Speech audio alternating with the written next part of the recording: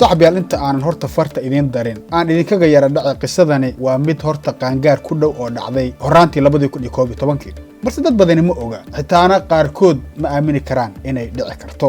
waana sheeko ay dhistay hay'adda sirdoonka dibadda ugu qaybsan Mareykanka ee loo yaqaan CIA oo talaal aan waxba ka jirin u qortay dad ku dhaqan tuulooyin fog oo ku yaala dalkaasi Pakistan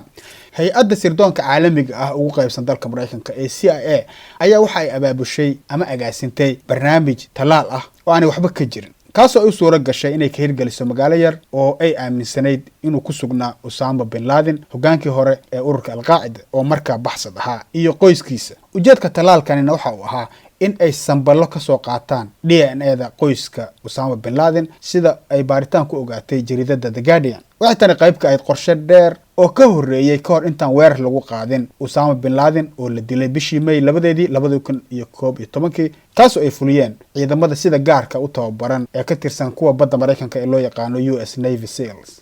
wakiilada CIA-da Mareykanka ayaa waxay qorteen dhakhtar sare oo Pakistani ah si uu abaabulo barnaamijkan talaalka ah oo laga sameeyay magaalada yar ee loo yaqaan Abbottabad oo uu deganaa Osama bin Laden waxaana gaar ahaan uu barnaamijka ka bilaabay qaybaha fakhriga ah ee magaaladaasi si uu ugu ekaado talaal rasmi ah sida isku raacaan saraakiisha Mareykanka kuwa Pakistan iyo dadka maxalliga ah ee halka ku dhaqan dhakhtarka oo magaciisa la yiraahdo Shakil Afridi oo weli gacanta ugu jira sirdoonka aadka halista oo ah dalkaasi Pakistan ee loo yaqaano Inter-Services Intelligence Agency ama ISI oo qabatay kadib howlgalkii lagu dilay Osama bin Laden ayaa hawshan iskugu dubariday si la yaab leh waxaanu xitaa xiritaankiisu xumeeyay xiriirkii markii horeba madmadow ku jiray ee Washington iyo Islamabad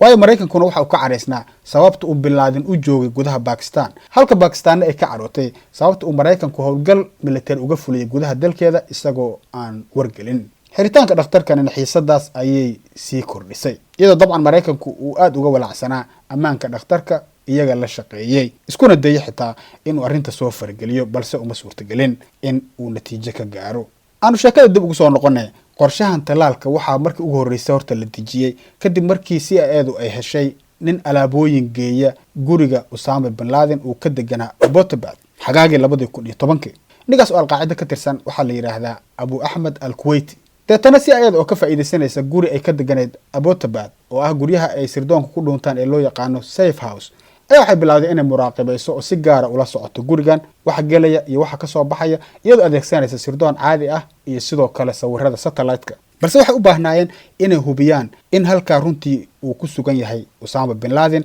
ka hor inta aanay qaadin howlgal khatartiisa leh oo ay ka ridaan gudaha dal kale oo madax bannaan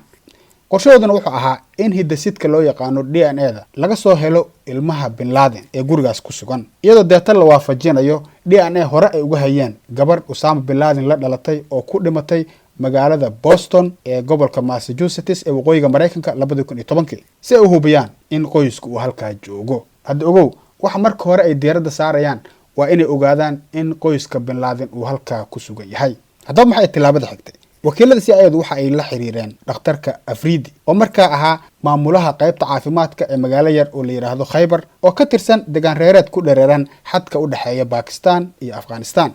dhakhtarka ayaa deeto bishii Maarso ee 2011 waxa uu tagay Abbottabad isagoo dadkii u sheegay inuu wado talaal bilaash ah oo ah kan cudurka hepatitis B waxaas uu dhinac maray oo aanu la xiriirin adeegga caafimaad ee magaalada Abbottabad yalkeed waxa uu lacag badan ku faraqay howlwadeenkii caafimaad ee dawladda hoose ee Abbottabad kuwaas oo kala qayb galay howlgalkiisa talaalka qaafka ah tiyo aan waxba ka ogeyn in arrintan lagu raadinayo bin Laden sababta loo beegsaday howlwadeenka caafimaadkuna waxa ay tahay in ay galaangal horaanba ula lahaayeen guriga bin Laden iyagoo dhowr mar halka ka sameeyay talaalka dhibcaha ah ee carruurta yar laga siiyo cudurka dabaysha Afridi ayaa sidoo kale waxa uu magaalada yar ee Abbottabad oo dhan ku dhadhajiyay boostaro sheegaya inuu halka ka wado barnaamij talaal ah waxaana xitaa ka muuqday magaca shirkadda loo yaqaan Amazon oo ah shirkad dawada samaysa oo degan afaafka magaalada caasimadda ah ee Islamabad bishii Maarso ee isla sanadka 2011 howlwadeenka caafimaadku waxay bilaabeen inay talaal ka qaybiyaan xaafadaha fakhriga ah ee Abbottabad gaar ahaan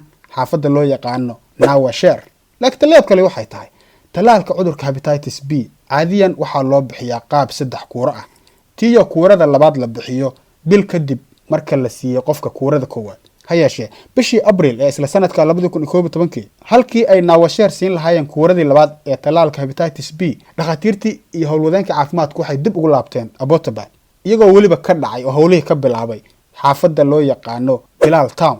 halkaas oo weliba xaafad ay u badan yihiin dadka ladan isla markaana ahayd halkii uu ku sugnaa Osama bin Laden. La soco qaybta labaad. Maxamed Xaaji, Hadalsama TV.